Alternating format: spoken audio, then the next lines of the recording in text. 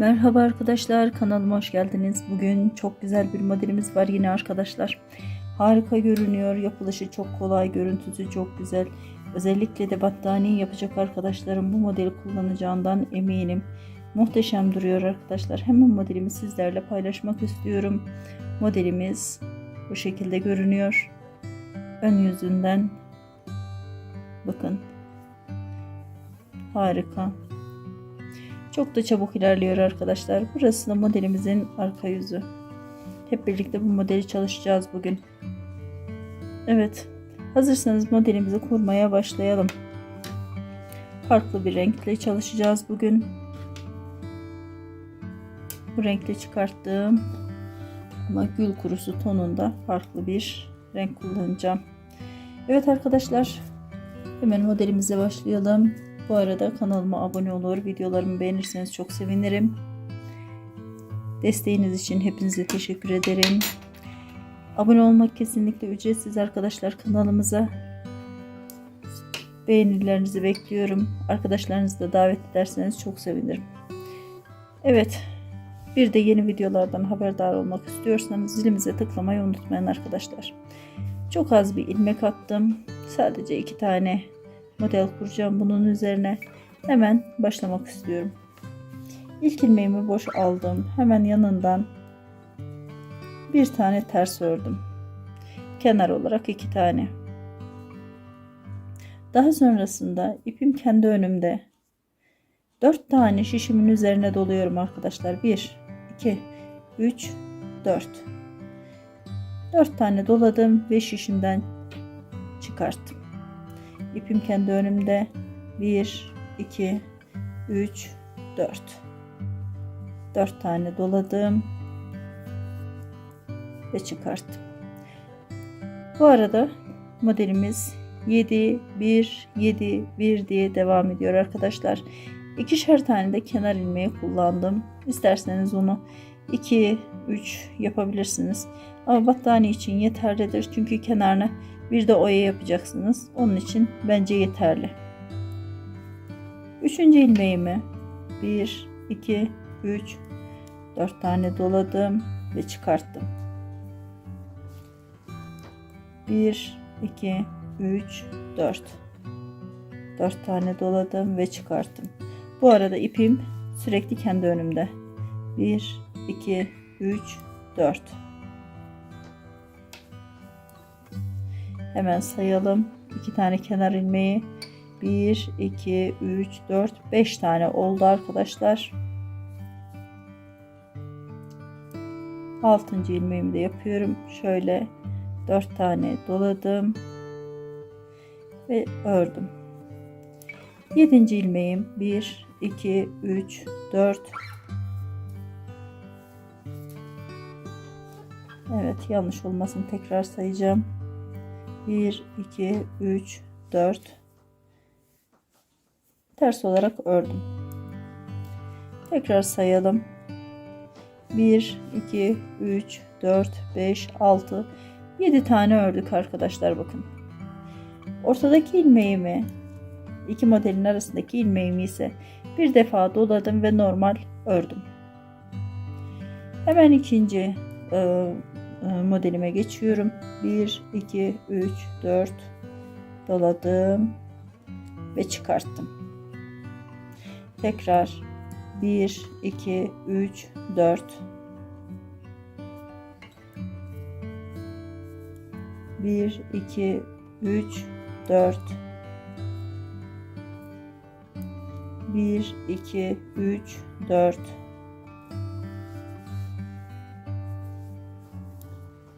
1 2 3 4. Her bir ilmeğimi 4'er defa doladım. 1 2 3 4. Şişin üzerinden biraz kayması zor olsa da daha sonrasında tek tek kaydırıyorum arkadaşlar. Şöyle 7 tane ilmeği de ikinci modelime kullandım. Yine de sayacağım. 1 2 3 4 5 6 7. Evet. Son 2 ilmeğimi ise kenar ilmeği olarak yaptım. Bu şekilde birinci sıramı kurdum arkadaşlar. Modelimizin arka yüzündeyiz ve ikinci sırasındayız. İlk ilmeğimi boş aldım.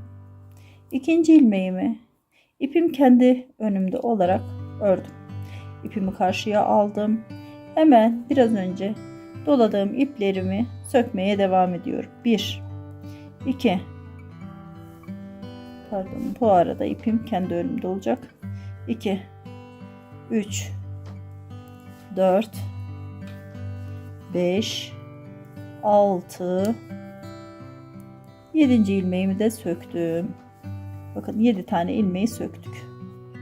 7 ilmeği söktükten sonra ipi karşıya alıyorum. 7 tane ilmeği sol taraftaki şişime aktardım. Daha sonra ipi önüme getirdim. Arkadan dolandırıp bu 7 tane ilmeğimi sağ taraftaki şişime tekrar aktarıyorum. İpi aradan karşıya gönderdim. O ilmekleri sol taraftaki şişime tekrar aktardım. İpimi dolandırdım. İlmeklerimi tekrardan sol taraftaki şişime, sağ taraftaki şişime aktardım.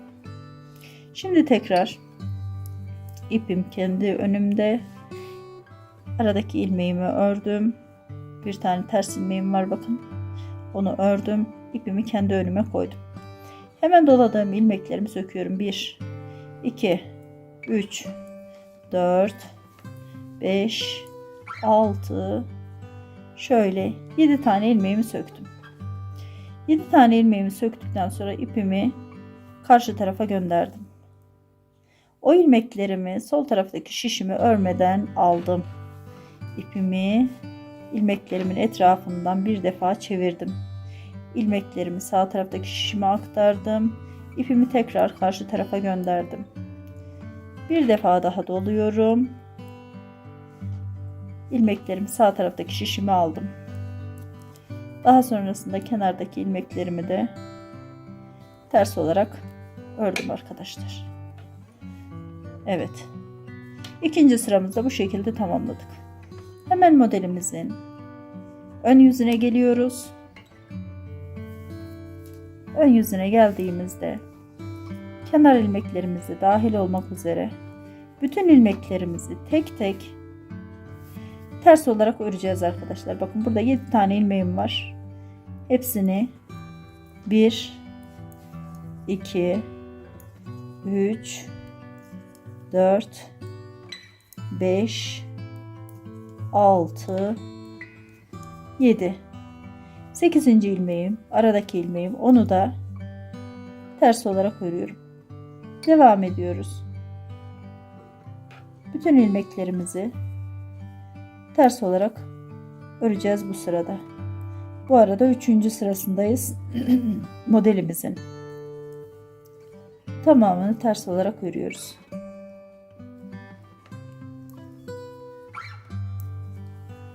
Evet. Son 2 ilmeğim. Onları da ters yaptıktan sonra 3. sıramı tamamladım. Evet. Şimdi modelimin arka yüzündeyim. Bu sırada bütün ilmeklerimi yine ters olarak öreceğim. İpim kendi önümde olacak.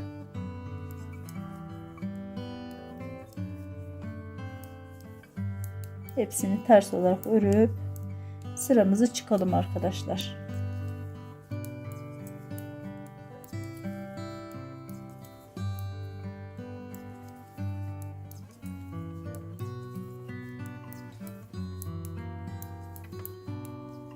Evet. Bu sıramızı bitirdikten sonra modelimize bir bakalım.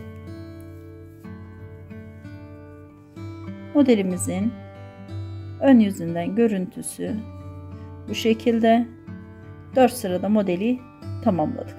Şimdi bir sıra daha düz örmek istiyorum. İpimiz karşıda.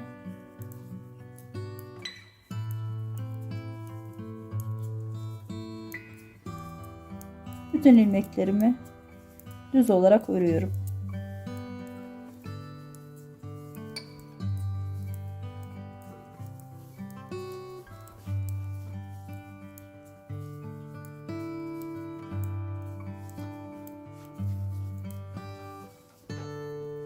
Modelimin arka yüzündeyim.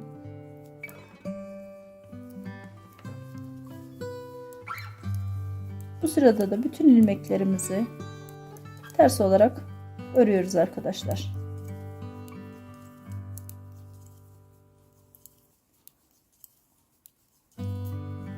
Toplamda ikinci modeli kurmak için 3 sıra ters ilmeklere ihtiyacımız var. Bakın 3 sıra tersimi ördüm. Şimdi burada yeni bir modeli kurmak için yerimi hazırladım. Yani 4. sırada yeni bir model kuracağız. Modelimiz bu şekilde. Bence harika oldu. Denemenizi tavsiye ederim.